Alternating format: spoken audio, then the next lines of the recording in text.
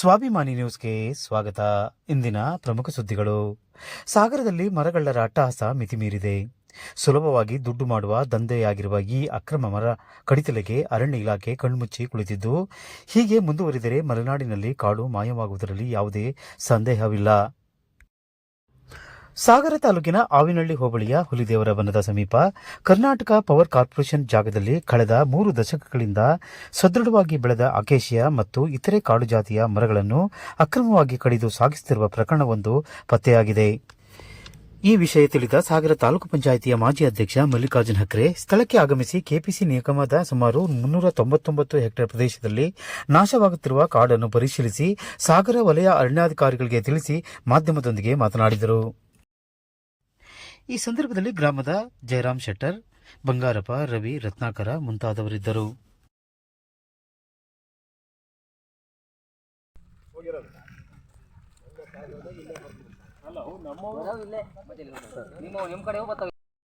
ಬರ್ತೀವಲ್ಲ ಆ ಮೊಮೆಂಟಾಗ ನೋಡಿದಾಗ ಒಬ್ರಿಗೊಬ್ರು ತಿಳ್ಕೊಂಡು ನಿಮ್ಮ ಡಿಪಾರ್ಟ್ಮೆಂಟ್ನವರಿಗೆ ತಿಳಿಸಿ ಇದು ಮಾಡಿದ್ದು ಸರ್. ಯಾವುದೂ ಇಲ್ಲ, ಯಾವುದೂ ಇಲ್ಲ. 1 ಕಿಲೋಮೀಟರ್ ಏನು ಬಂತು ರೈತನಿಗೂ ಅದೇ ಕೇಸು, ಇದೇ ಕೇಸು, ಇವೇ ಕೇಸು ಆದ್ರೆ ಮಾಡೋದ್ರಿಂದ ಇವಕ್ಕೆಲ್ಲ ನಾವು ನಾರ್ಮಲ್ ಮಾಡೋ ರೀತಿನಲ್ಲಿ ಮಾಡ್ಲಿಕ್ಕೆ ಬರೋದಿಲ್ಲ.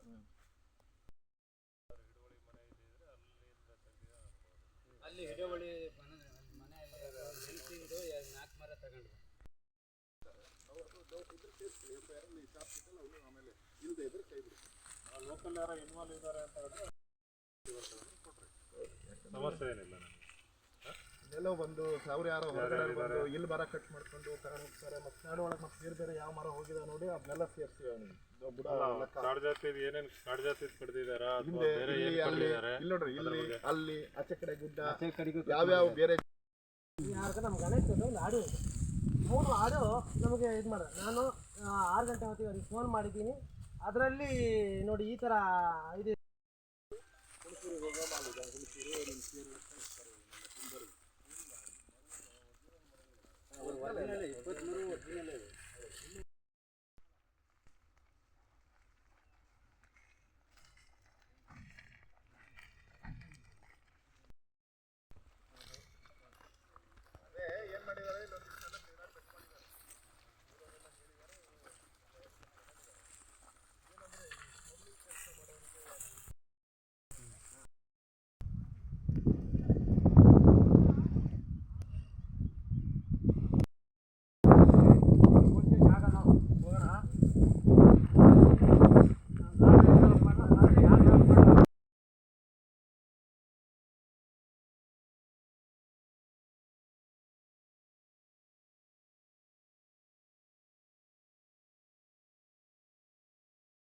ಮಾಡ್ಕೊಂಡು ಒಂದು ಅಸೆಟ್ ಕ್ರಿಯೇಟ್ ಆಯಿತು. ಇದು ಬೇರೆ ಕಡೆ ಅಸೆಟ್ ಕ್ರಿಯೇಟ್ ಆಗ್ಬೋದು. ಅದರ ಸ್ಮಗ್ಲಿಂಗ್ ಇದು ಸ್ಮಗ್ಲಿಂಗ್ ತಾನೆ. ಸ್ಮಗ್ಲಿಂಗಲ್ಲಿ ನೀವು ಅದನ್ನು FIR ಅಲ್ಲಿ ನೀವು ಹಾಕಿ ತಕ್ಷಣ ಅವ್ನು ನಾಳೆ ಹೊರಗೆ ಬರ್ತಾನೆ ಅಂದರೆ ಮತ್ತೆ ಏನು ಬಂತು ಪ್ರಯೋಜನ? ಮಿಸ್ ಮಾಡಿ ಉಪಯೋಗ ಏನು ಬಂತು? ಅವ್ನು ಒರಿಜಿನಲ್ ಇಲ್ಲ,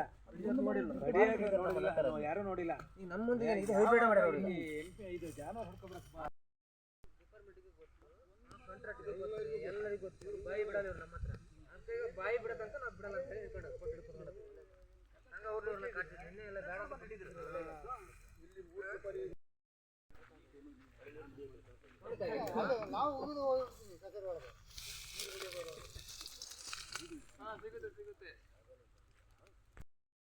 ಸಿಗುತ್ತೆ DF ಮಾತಾಡಿದ್ದೀನಿ, DF ಕೇಳಿದ್ದೀನಿ. ಆಮೇಲೆ ರೇಂಜರ್ ಬರ್ತೀನಿ. ಭವಿಷ್ಯದಲ್ಲಿ ಅರುಣ ಇಲ್ಲೋದ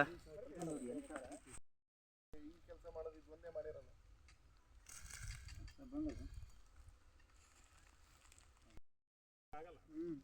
ಇನ್ನೊಬ್ಬ ದೊಡ್ಡ ಕಳ್ಳ ಇದೆ, ನಾವು ಯಾರದ್ದು ಗೊತ್ತಾಗ್ತದೆ. ಕಳ್ಳ ಬೇಕು ಇಲ್ಲ ಆದ್ರು ನಿಮ್ಮ ಇದು KPC ಲ್ಯಾಂಡ್ ಅಂತ ಹೇಳಿದೆ. KPC ಲ್ಯಾಂಡ್ ಇರೋದ್ರಿಂದ ಈ ಫಾರೆಸ್ಟ್ ಜಾಗ ಇದ್ದರೆ ನಮ್ಮೂರು ನಾವು ಪೆರಾಮ್ಯುಲೇಷನ್ ಮಾಡ್ತಿರ್ತೀವಿ. KPC ಜಾಗ ಇರೋದ್ರಿಂದ ಹಿಂಗೆ ಸ್ಥಳೀಯರ ಮಾಹಿತಿ ಅಥವಾ ನಾನು ಆ ಜಾಗದ ಓನರ್ ಯಾರು ಇರ್ತಾರಲ್ಲ, ಸಂಬಂಧಪಟ್ಟ ಸಂಸ್ಥೆಯವರು, ಅವ್ರು ಯಾರಾದರೂ ಮಾಹಿತಿ ಕೊಟ್ಟಿರಬೇಕಿತ್ತು. ಅದು ಮಾಹಿತಿ ಇಲ್ದಂಗಿದ್ರೂ ಇಲ್ಲಿ ಲೋಕಲ್ನವ್ರ ಮಾಹಿತಿ ತೊಗೊಂಡು ಇಲ್ಲಿ ಬಂದಿದ್ದೀವಿ. ಮೇಲ್ನೋಟಕ್ಕೆ ಇಲ್ಲಿರ್ತಕ್ಕಂಥ ಮರಗಳೆಲ್ಲನೂ ಕೂಡ ಇದು ಅಕೇಶಿಯಾ ಹರ್ಕ್ಯುಲಿಫಾರ್ಮಿಸ್ ಮರ ಇದೆ, ಒರಿಜಿನಲ್ ಮರಗಳು. ಅವನ್ನು ಕಡ್ದಿದ್ದಾರೆ. ಸಂಬಂಧಿಸಿದಂತೆ ಪ್ರಕರಣವನ್ನು ದಾಖಲಿಸಿದ್ದೀವಿ. ಆರೋಪಿ ಸುಳು ಕೂಡ ಸಿಕ್ಕಿದೆ. ಎಲ್ಲಿದ್ದಾನೆ ಅಂತ ಗೊತ್ತಾಯಿತು ಅಂತಂದರೆ ಅವನು ಬಂಧಿಸ್ತಕ್ಕಂಥ ವ್ಯವಸ್ಥೆ ಮತ್ತು ಮುಂದಿನ ಕಾನೂನು ಕ್ರಮ ಜರುಗಿಸ್ತೀವಿ. ಸರ್ ಟೋಟಲ್ ಎಷ್ಟು ಜನ ಇದ್ದರು ಏನಾದ್ರು ಮಾಹಿತಿ ಇದೆಯಾ? ಅದರ ಬಗ್ಗೆ ಒಬ್ಬರು ಮಾಡಿರಲಿಕ್ಕಿಲ್ಲ. ಇದು ಸುಮಾರು ಒಂದು 4-5 ಜನ ಸೇರಿ ಈ ಕೃತ್ಯ ಎಸಗಿರ್ಬೋದು. 4-5 ಜನ ಒಬ್ಬರು ಅವ್ರು ಸಿಕ್ಕರು ಅಂತ ಹೇಳಿದ್ರೆ ಉಳಿದವರು ಕೂಡ ಯಾರ್ಯಾರಿದ್ದಾರೆ ಅನ್ನೋ ಮಾಹಿತಿ ಸಿಗುತ್ತೆ.